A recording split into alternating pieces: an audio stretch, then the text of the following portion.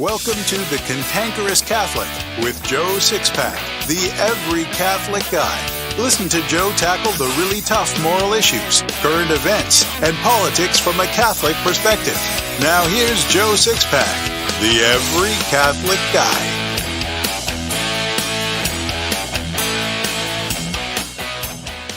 Hello there, Six-Packers, and welcome to Cantankerous Catholic, episode number 23.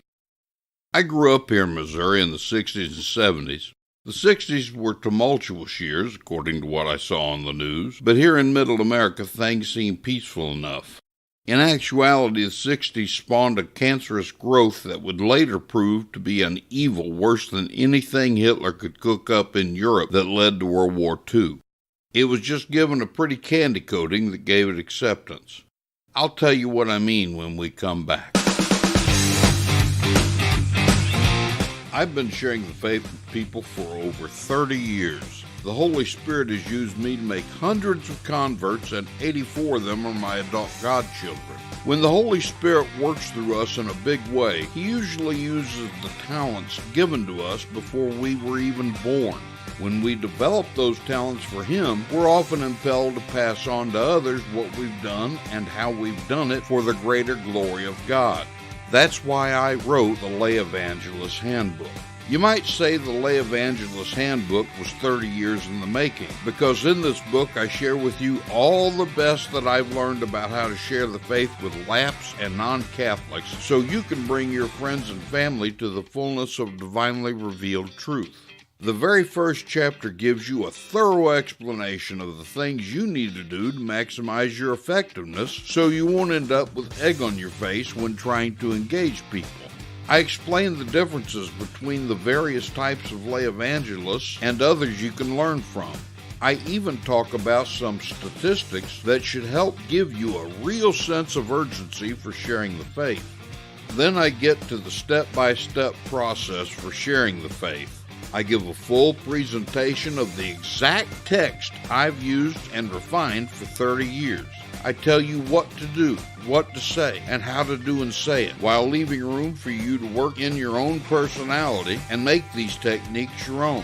There's no other book like this on the market.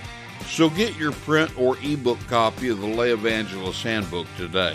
It's available in print on cantankerouscatholic.com or in print and ebook on Amazon and Barnes & Noble.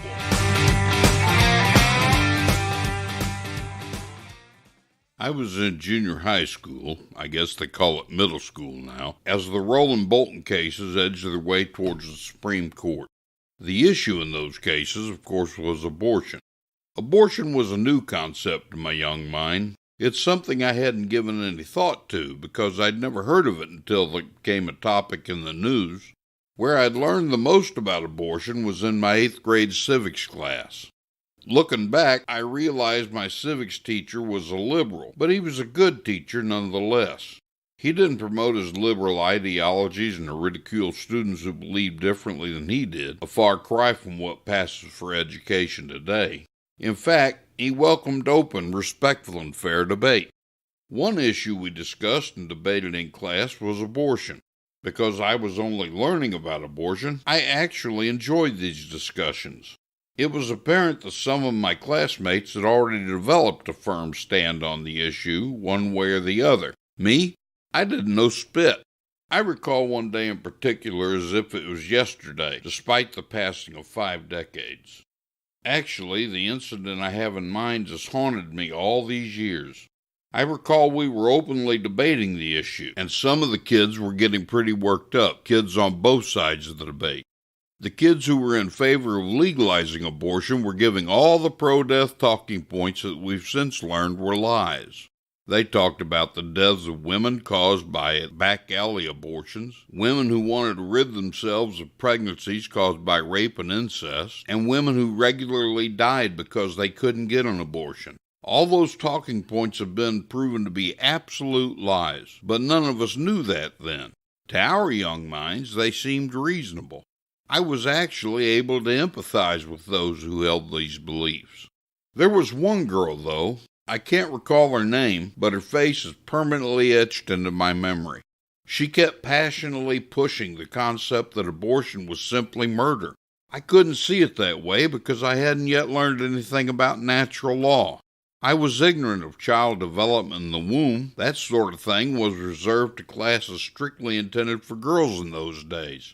To me, it wasn't a baby until you could put your hand on the mommy's belly and feel it kick. As the debate raged on, it was apparent this girl was getting frustrated that she couldn't persuade the rest of us that abortion snuffed out an innocent human life. She finally broke down in tears and fell silent. She'd given up. But the question that went through my mind was, what on earth made her so emotional about the simple medical procedure in the first place? I came away from that debate not knowing what to think. For years, every time the issue came up, I had to admit that I simply didn't know where I stood on abortion, but I thought about that girl every single time. Then something happened after I grew up, years before I even became a Catholic. I recall I was driving down a road at the outskirts of the town I was living in. I noticed a new billboard at the side of the road. It had a cute little Gerber baby food type baby on it. The caption message was simple and to the point. It said, "Kill him now, it's called murder. Kill him 6 months ago, and it's called abortion." A light clicked on in my mind. That simple message made the whole abortion debate clear for me. I suddenly understood what the girl in my school years was trying to tell us. Yes, abortion is the murder of an innocent human life. I suddenly felt I'd been downright stupid all those years. January of 1973 is considered by most to be the year America began to die, because that's the year the United States Supreme Court somehow found a constitutional right for a woman to murder her preborn infant. But 1973 isn't the year America began to die. It actually began much earlier than that. What I know now that I didn't know then was that the culture of death in America began even before Hitler rose to power in Germany. For this country, it actually began in the 1930s when Americans discovered contraception. Let me give you a little historical background. Christianity has condemned the use of contraception for 2,000 years, and Judaism has condemned it for 5,000. All the way back to the 38th chapter of Genesis, we can find where God took the life of Onan for attempting to prevent conception in the woman he was with. One of the earliest extra-biblical documents in Christianity is the first-century document called the Didache. It specifically condemns both abortion and contraception as mortal sins. So all of Christianity, the Catholic Church for 2,000 years and Protestantism for the first 400 years of its existence, taught that contraception is a sin that's tantamount to murder.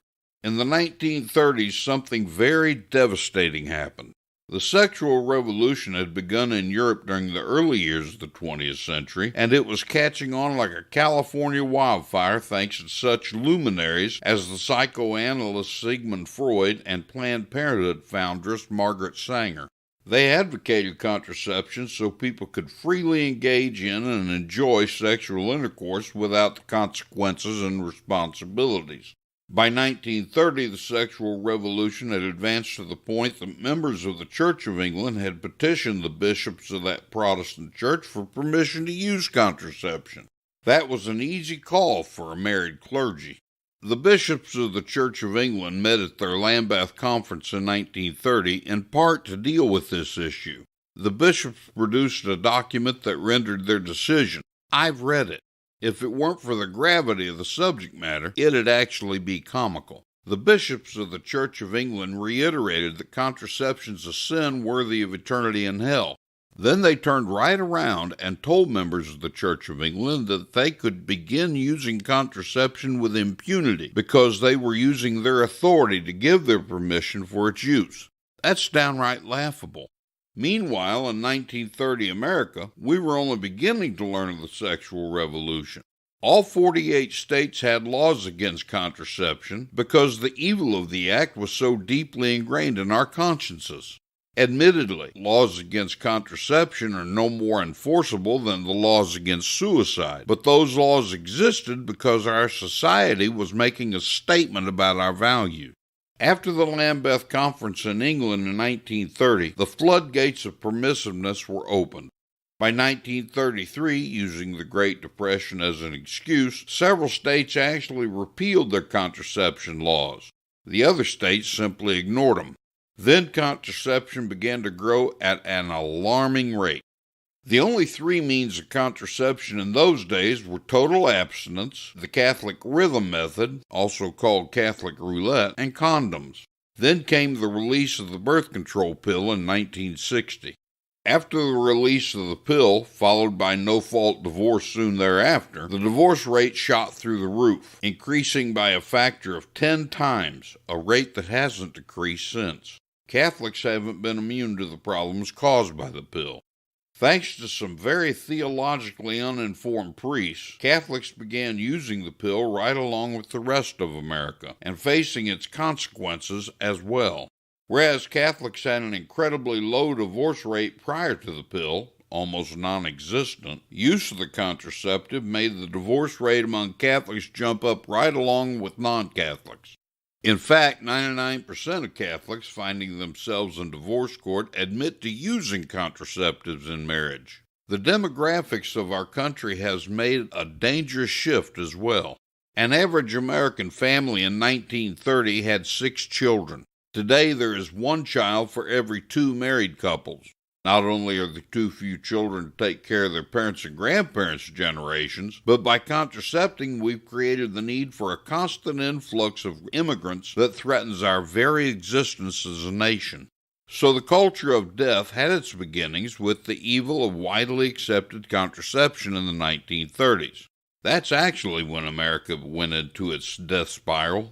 Abortion was the next big step toward the death of America, but the next big step began about 4 or 5 years after abortion was legalized. I'm talking about the LGBT ideology. Now you may ask how the LGBT ideology can have anything to do with the culture of death and the dying of America. It's a good question that deserves an answer, because even conservative icons like Rush Limbaugh, Mark Levin, and Sean Hannity are afraid to deal with this issue. After all, they catch enough heat as it is. They certainly don't want to be called bigots unnecessarily. They may see the LGBT ideology as a contributing factor to the demise of our civil society, but they've yet to connect the dots that it's actually a major step in the advancement of the culture of death. The only reason I can make the connection is because of our Catholic faith, so these conservative icons can be excused for missing the point. The LGBT ideology is part of the culture of death for a reason that's simpler than you might think. Its role can be seen by asking one simple question: how many children are produced by homosexuals, lesbians, and transgenders? The answer, of course, is none. When people are engaged in sexual relationships where there's no possibility of producing children, those relationships are contributing to the culture of death and the dying of America. This is why couples who use contraception are committing evils as devastating as homosexuals, lesbians, and transgenders. One way the LGBT ideology was foisted on us was by the left's insistence that pornography is protected by the First Amendment. It's about as protected as shouting fire in a crowded theater.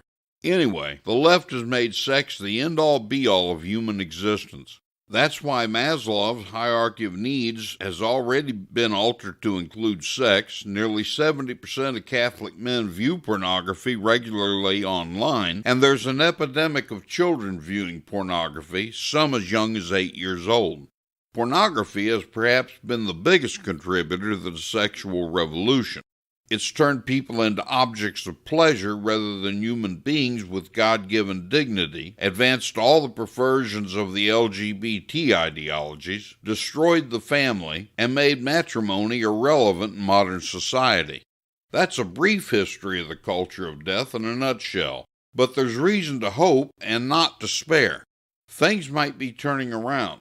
In recent months, 8 states have passed the so-called heartbeat bills, placing never-before-seen restrictions on abortion. The pro-death lobby in some of the more liberal states are fighting back with pro-abortion laws that extend abortion to include post-birth infanticide, but the pro-life, pro-God forces are on the move. Legislatures in state after state are listening to their constituents by trying to find creative, innovative ways to eliminate the senseless slaughter of preborn infants. Perhaps the biggest motivator behind this newly energized movement is the movie Unplanned, the true story of Abby Johnson.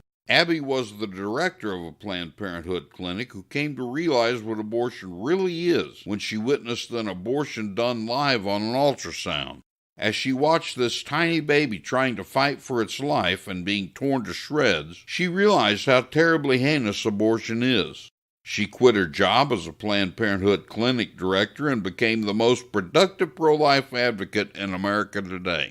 Another recent shot in the arm to the pro-life movement was the birth of baby Sabi. That sounds funny, baby Sabi. Born after 23 weeks of growth in her mother's womb, Sabi became the smallest child ever to survive an extremely premature birth.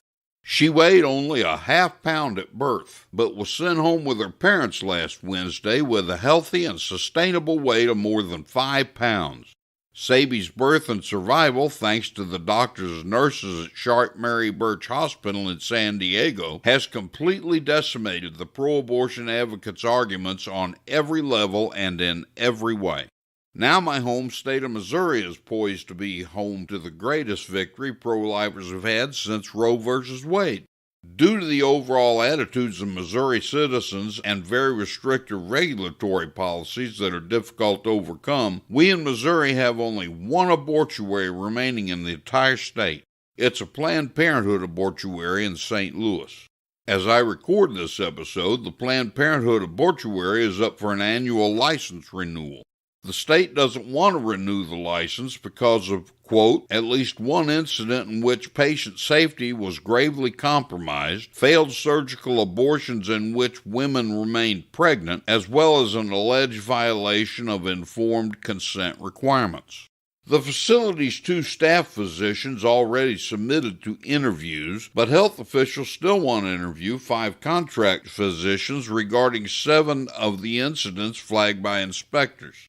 Planned Parenthood attorney Jamie Boyer claims the abortionists refused to speak with them on the grounds that their answers could lead to criminal charges due to Missouri's restrictive abortion laws. In addition to the incidents I've already mentioned, this abortuary has had to call an ambulance more than 70 times to transport women to emergency facilities in the last 10 years. At this recording, Planned Parenthood has asked the court to stop Missouri from taking its abortion license. For some reason, Planned Parenthood thinks it's above the law and women's safety doesn't matter. At any rate, next week I'll hopefully be able to tell you that Missouri is the first state in the union to be completely free of abortuaries.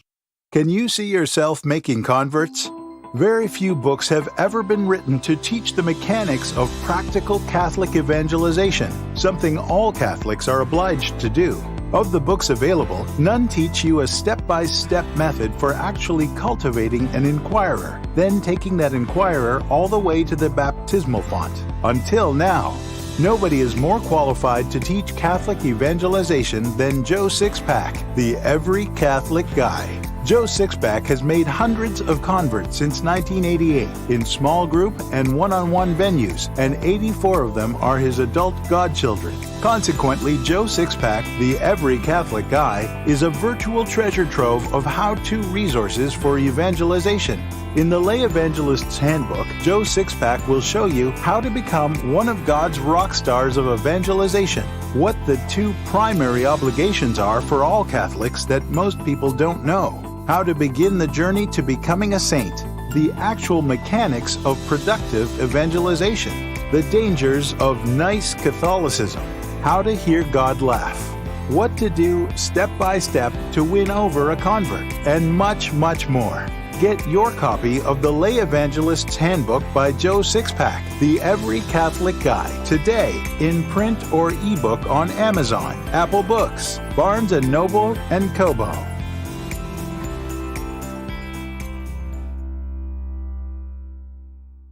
Joe Sixpack, the Every Catholic Guy, wants to make sure you're informed about all the Catholic news you need to know. Here's Joe Sixpack's top 5 Catholic news picks for this episode. Catholic news pick number 5. Hats off to LifeSite News. Snack food manufacturing giant Nabisco repeatedly mocked and even laughed at customers who expressed concern over Chips Ahoy's Drag Queen Mother's Day video ad. In the 46-second Twitter commercial, Jose Cancel, who goes by the drag name Vanessa Mateo, told viewers to buy Chips Ahoy cookies to celebrate Mother's Day, not just with your real mama, but also with your drag mama, because it's their day too. You can read the whole story by clicking on the link in my show notes. Catholic News Pick number 4. Hats off to the Western Journal. Globalist has apparently become a nasty epithet when used in a negative sense. The fact that the term was once used with anti-Semitic undertones makes it eternally anti-Semitic, even when those who are against globalism direct their strongest ire at a deliberative body that countenances anti-Semitism like, whoa, the United Nations. So let's be clear what globalism is, shorn of any baggage deliberately thrown onto it. It's the belief that supranational organizations with power and influence over individual nation-states are both good and necessary for human affairs. Among the most impassioned believers in this matter is the current Pope, the artist formerly known as Jorge Mario Bergoglio. You can read the whole story by clicking the link in my show notes. Catholic News Pick number 3. Hats off to Breitbart News. Taxpayer-funded National Public Radio has republished its style guide in the wake of recent abortion legislation, urging its staff to stick to language that doesn't accidentally humanize the unborn child. According to the guide, doctors are mistaken when they offer to show a pregnant woman a sonogram of her baby, since a baby is not a baby until it's born. You can read the whole story by clicking the link in my show notes. Catholic News Pick number 2. Hats off to Breitbart News. Mayor Pete Buttigieg, or however you pronounce his name, claimed that it was unknowable when human life begins, making the issue of abortion too complicated to regulate. You can read the whole story by clicking the link in my show notes. Catholic News Pick number 1. Hats off to the Western Journal.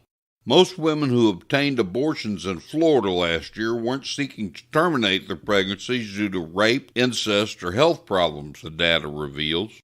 Liberals often defend the practice by claiming women who've been victimized by sexual assault and/or incest need access to abortion. However, they frequently neglect to mention the real reasons most women seek abortions. Statistics from Florida's Agency for Healthcare Administration show that of the 70,083 abortions that were carried out in 2018, just 0.14%, or 101 abortions, were sought due to rape. Meanwhile, 0.01%, a grand total of 8 abortions, were sought due to incest, the statistics revealed. You can read the whole story by clicking the link in my show notes. I believe a really great way to teach the faith is through stories, parables, and anecdotes. So here's today's story. A missionary priest among Indians of the Himalayan mountains between India and Tibet told of an interesting custom among these people. Since murder was always considered the most vile crime a person could commit, death was the only punishment. How they determined the identity of the perpetrator is what was most interesting. Whenever a murder had been committed and the perpetrator hadn't been identified, everyone in the village had to pass by the murdered body. As they passed, each person had to put his hand on the corpse and take a solemn oath that he had no part in the murder. How many of us would be willing to place our hand on the body of our crucified Savior, murdered on account of mortal sin, and be ready to take a solemn oath saying, I am innocent of this man's blood? Hey, Sixpackers, that's all for this episode. I've enjoyed having you with me. Don't forget to like me on Facebook and follow me on Twitter. The links are in my show notes. Also, remember to visit joesixpackanswers.com to sign up for my free email course. Each short lesson arrives in your inbox every 3 days. We also have the Cantankerous Catholic social media group you can join to discuss anything about Catholicism, our country, or anything else on your mind. I visit the page every day. The link's also in my show notes. There are lots of other neat things of interest in my show notes, too. You can find them at cantankerouscatholic.com. And remember to live by the Joe Sixpack battle cry. Comfort and conviction don't live on the same block. This has been The Cantankerous Catholic with Joe Sixpack, the Every Catholic Guy. Thanks for subscribing, and be sure to visit cantankerouscatholic.com to get your free copy of Joe's popular book, The Best of What We Believe, Why We Believe It.